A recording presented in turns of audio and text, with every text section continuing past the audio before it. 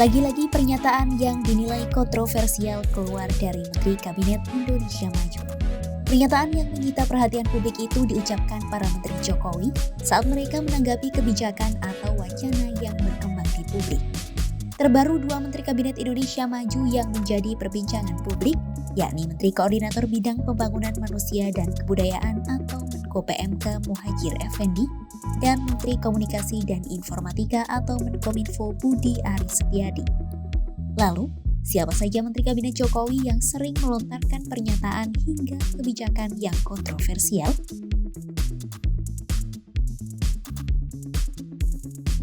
Menko PMK Muhadjir Effendi kerap melontarkan pernyataan yang cukup kontroversial.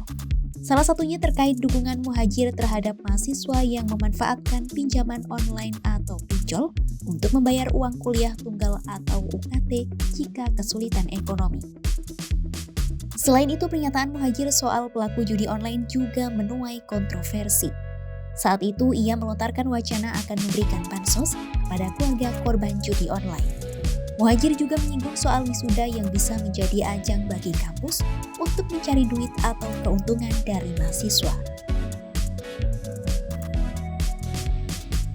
Bukan hanya Muhadjir, Menkominfo Budi Aris Setiadi pun kerap melontarkan wacana yang dinilai cukup kontroversial.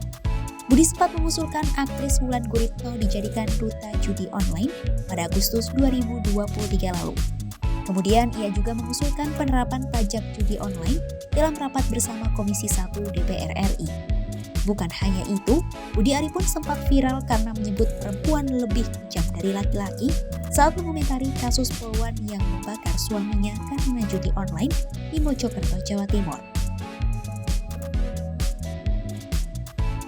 Menko Marves Luhut Binsar Panjaitan juga tak ketinggalan.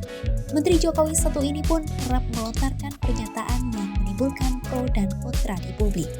Salah satunya saat Luhut menyebut operasi tangkap tangan yang dilakukan oleh KPK adalah kampungan.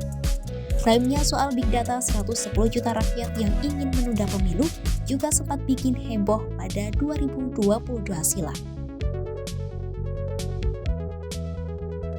Mendikbudristek Nadiem Makarim menjadi salah satu dari Menteri Kabinet Indonesia Maju yang cukup kontroversial.